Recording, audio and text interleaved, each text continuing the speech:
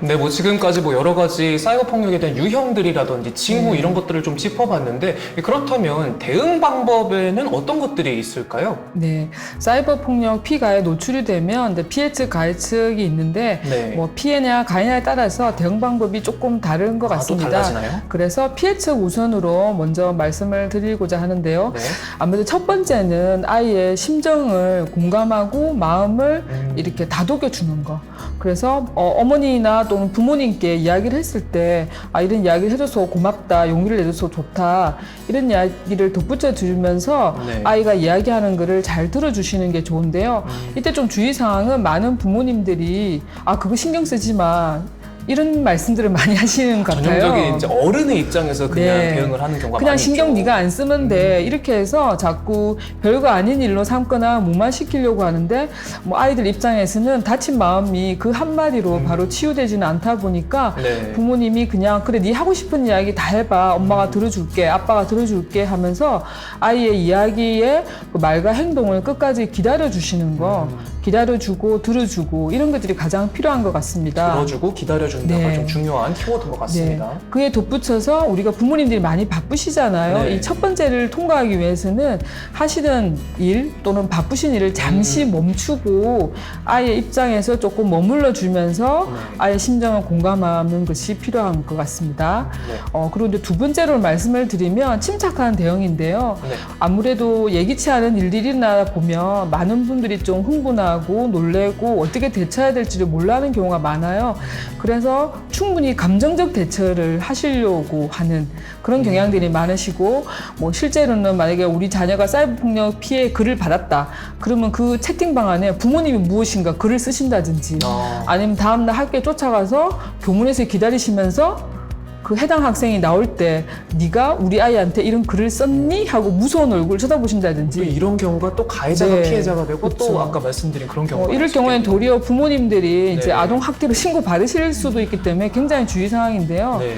잘 모르실 경우에는 물론 전문기관의 도움이 필요하지만 두 번째를 다시 조금 더 요약해드리면 침착한 대응이라고 해서 감정적 대처가 이 문제를 해결하는데 크게 도움이 되지 않는다는 점에서 말씀을 드려보았습니다. 네. 또 다음 단계로 중요한 것은 세 번째인데 세 번째는 객관적인 정보의 이제 증거 확보라고 합니다. 증거 이제 확보요. 다른 또 그 일반적인 따돌림이나 이런 것과는 좀 달리 사이버 폭력의 형태는 모든 것이 증거와 기록과 흔적과 발자국이 남기 때문에 이제 그 내용들을 이제 기록화하실 수 있는데요. 네. 이때는 뭐 캡처나 사진 저장을 통해서 일단 우리 아이의 사이버 폭력 피해 정황에 대한 증거를 확보하고 보존하는 것인데 이때 유의사항이 있어요. 네. 아무래도 아이의 전자기기, 디지털 기기다 보니까 그거를 이제 삭제하면은 안 된다 싶어서 가만히 두시는 경우가 있는데 네. 확실한 증거를 확보하고 난 다음에는 아이가 그 계정에 계속 접속하지 않도록 그래서 계속 그 글을 읽으면서 괴로워하지 않도록 하는 것이 필요하고요. 네. 그리고 우리 아이의 개인정보나 신상에 정말 위험한 뭐 영상이라든지 이런 것들이 이제 노출이 됐을 때는 즉각적으로 삭제 요청을 한다든지 이런 것들도 굉장히 중요한 부분입니다. 하지만 이 모든 것을 일단은 증거 자료를 확보하고 난 다음에 하셔야 될 일입니다. 그리고 네 번째로는 중요한 것이 이제 부모님 입장에서도 도움을 요청하거나 신고를 해야 되는 경우가 많이 있어요. 이제 학생일 경우에는 대부분 이제 학교에 학교 폭력 예방 및 대책에 관한 법률에 의해서 우리 아이가 피해자이면 피해 조치를 받으실 수 있어요. 네. 뭐 심리 상담, 일시보호 등등이 있는데 또는 이제 가해자와의 격리도 있기 때문에 그런 부분을 담임 교사한테 알리시고 학교에 어떤 절차가 있는지를 물어보시는 방법. 그래서 이 내용들이 사안이 조금 경미하다라고 하면 이제 학교장 자체 종결이라고 해서 이제 해결이 될 수 있는 방법이 있고요. 또 사안이 이제 중하고 가해 측에서 충분히 이제 사과를 하지 않는다라고 할 때는 이제 학교폭력 대책 심의위원회라고 이제 기구가 있는데 네. 거기에서 이제 그 피해 조치, 가해 조치가 이루어집니다.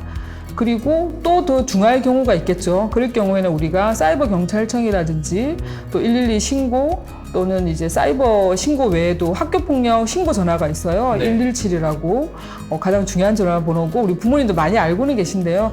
그런데 신고를 하고 상담을 받으실 수 있습니다. 네, 5번째는 자녀에 대한 지속적인 관찰과 대화입니다.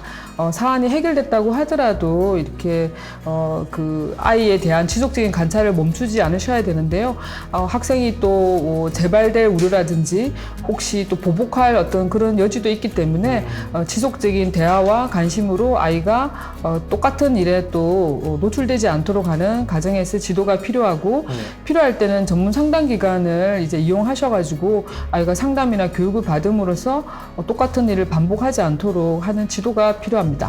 네, 지금까지 피해자 측의 대응법에 대해서 좀 이야기를 나눠봤는데요. 그러면 반대로 이 가해자 측 부모님들은 어떤 스탠스를 또 어떻게 대응을 해야 될까요? 네, 가해자 측의 올바른 대응법을 알려드리겠습니다. 첫 번째는 가해 사실을 확인하는 것입니다. 그래서 우리 자녀가 어떤 행동을 했는지, 사이버 언어 폭력이 어떤 형태로 있었는지를 그 사실을 확인하는 것이 가장 중요하고요. 네. 또 두 번째로는 그 가해 사실을 확인한 다음에 인정하는 것입니다. 그렇죠. 부모 입장에서 네. 아무래도 내 품 안의 자식이다 보니까 인정하는 게 조금 쉽지는 않을 것 네. 같다라는 생각도 들어요. 네, 이 부분에서 가장 중요한 것 같습니다. 부모로서 자녀의 가해 사이버 폭력을 인정하시기 어려우실 경우가 많겠지만 그래도 우리 자녀를 위해서 우리 또 자녀가 또 앞으로 올바른 인성을 함양하고 또 디지털 윤리의식도 계속 가져야 되니까요. 네. 그런 부분에서 잘못을 인정하고 상대 측에다가 사과하는 것입니다. 네.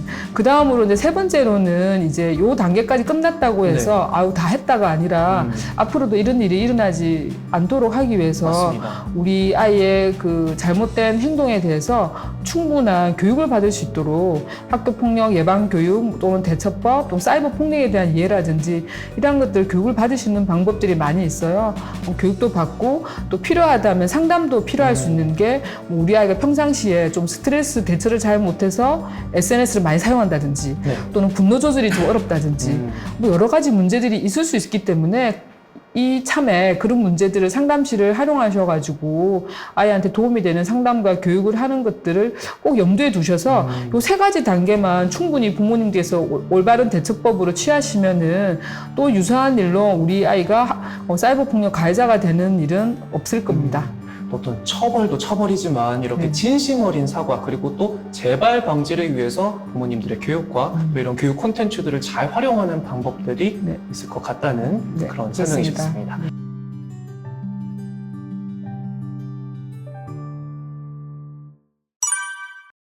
네, 지금까지 사이버 폭력에 대해서 이야기를 쭉 나눠봤는데요.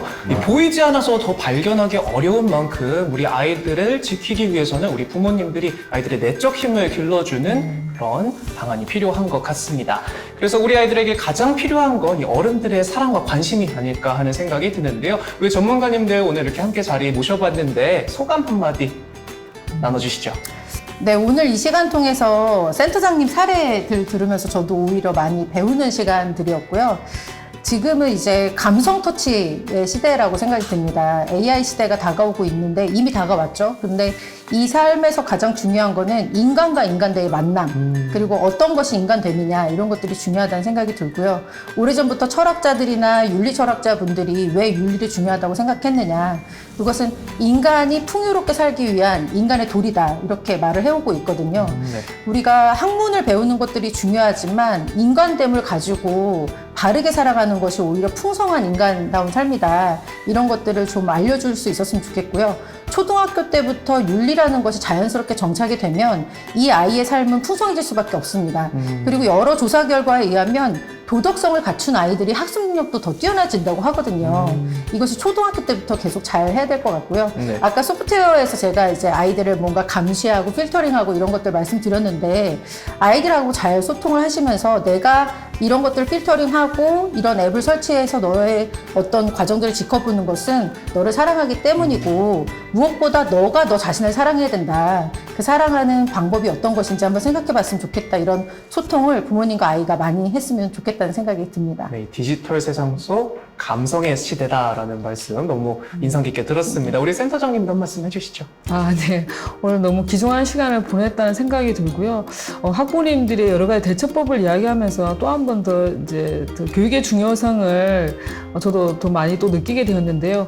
그 디지털 윤리에 관한 것들에 대한 교육을 우리 부모님들이 앞으로도 더 관심을 가지고 접근해 주셨으면 하는 그런 바람이 이제 이 이야기를 마치면서도 더 좀 이렇게 강하게 와닿고요.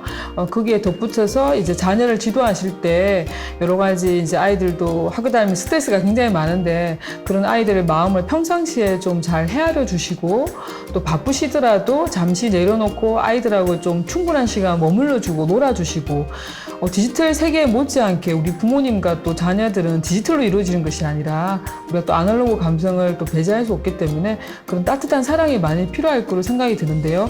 그 와중에 이제 마지막으로 한번 당부를 드리고 싶은 마음은 이제 자기 못지않게 타인을 존중하는 그런 인성을 가지고 생각을 가진 아이로 성장하실 수 있도록 평상시에 부모님들이 그런 것들에 대한 또 모범이 되어주시면 아이들이 건강한 디지털 생활을 하는데 많은 도움이 될 것입니다. 네, 이렇게 귀한 네, 시간 감사합니다. 내주시고 또 좋은 말씀 감사합니다. 네, 맞습니다. 감사합니다. 네, 오늘 이 영상이 여러분께 많은 도움이 됐으면 하는 바람이고요. 이 디지털 세상 속 이 사이버 폭력이 존재한다는 사실 절대 잊지 마시고요. 우리 아이들 우리가 지키기 위해서 더 열심히 노력해야겠습니다. 고맙습니다. 잠깐! 사이버 폭력 예방 팁! 우리 가족 모두의 노력을 다짐하는 마음을 모아 우리 가족 디지털 시민 선언문을 작성해 보세요. 완성된 우리 가족 디지털 시민 선언문은 집에서 잘 보이는 곳에 부착해 둔다면 더 안전한 디지털 세상을 만드는 우리 가족의 노력이 지속될 수 있을 겁니다. 안전하고 안심할 수 있는 디지털 세상, 우리 모두의 노력으로 만들 수 있습니다.